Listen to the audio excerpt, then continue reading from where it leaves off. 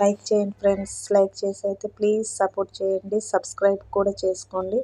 So ఇంకా 10th week అయితే వచ్చేసింది. అప్పుడే నామినేషన్స్ అయితే నాకైతే ఏం అనిపించలేదు. ఎలాంటి ఆర్గ్యుమెంట్స్ లేదు. అక్కడ భరణి గారు దివ్యని నామినేట్ చేశారు కానీ ఏముంది, అసలు ఏం చెప్పాడని అర్థం కాలేదు. వీళ్ళు అనుకుంటారు, వాళ్ళు అనుకుంటారు అని చెప్పారు కానీ అసలు తనేమనుకుంటాండ్రు అన్నది మాత్రం క్లారిటీ ఇవ్వలేదు దివ్య గారికి.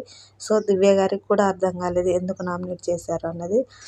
సో ఇంకా అసలు తనుజ గారు దివ్యని ఎందుకు నామినేట్ చేయలేదు, ఎన్నో పాయింట్స్ ఉన్నాయి చేయడానికి, అసలు ఎందుకు చేయలేదు అనిపించింది. కళ్యాణ్ కూడా దివ్యని నామినేట్ చేయొచ్చు కానీ కళ్యాణ్ కూడా చేయలేదు. సో గట్టి పాయింట్స్ తోటి నామినేట్ చేస్తేనే ఓటింగ్ అనేది పెరుగుతుంది ఆడియన్స్లో.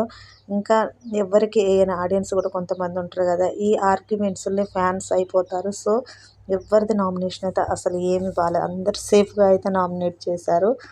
సో ఇంకా ఓటింగ్ పరంగా అయితే తనుజ గారు అయితే ఫస్ట్ ప్లేస్లో అయితే ఉన్నారు. 25-26 ఆ పర్సంటేజ్లో అయితే ఫస్ట్ ప్లేస్లో ఉన్నారు. సో ఎంతమంది ఉన్నా కూడా తనుజానే నెంబర్ 1గా ఉంటుంది.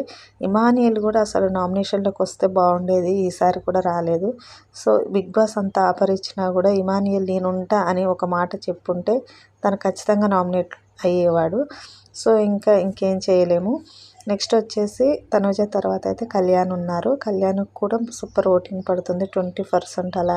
ఇంకా అసలు ఈ వీక్లో స్ట్రాంగ్ పాయింట్తో దివ్య గారిని నామినేట్ చేస్తే అసలు కళ్యాణ్ అయితే గ్రాఫ్ పెరిగేదని నా పర్సనల్గా అనిపించింది. సో ఇంకా 20-20 అలా అయితే పడుతుంది.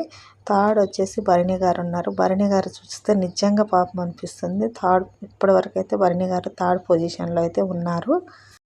పొజిషన్లో అయితే సుమన్ శెట్టి గారికి అయితే ఒక 7% ఓటింగ్ అయితే పడుతుంది. సో నెక్స్ట్ వచ్చేసి సంజన గారికి కూడా సేమ్ ఓటింగ్, కొన్ని అయితే ఇమానియల్ ఓటింగ్ అయితే పడుతుంది, 7% అయితే ఉంది. నెక్స్ట్ వచ్చేసి దివ్య గారికి కూడా 5% ఓటింగ్ అయితే పడుతుంది. నెక్స్ట్ వచ్చేసి డిమాన్ పవన్కి ఒక 4%, సేమ్ రితుకు కూడా ఒక 4% ఓటింగ్ అయితే పడుతుంది. సో ఇంకా గౌరవ్ గారికి అయితే ఒక 4-5 అలా అయితే పడుతుంది. మోస్ట్ డేంజర్ జోన్లో ఉంది నిఖిల్ గారికి అయితే ఒక 3% ఓటింగ్ అయితే పడుతుంది. సో ఫ్రెండ్స్, మీ ఫేవరెట్ కంటెస్టెంట్ ఎవరో కామెంట్ చేయండి. నా ఛానల్ ప్లీజ్ సబ్స్క్రైబ్ చేసుకోండి.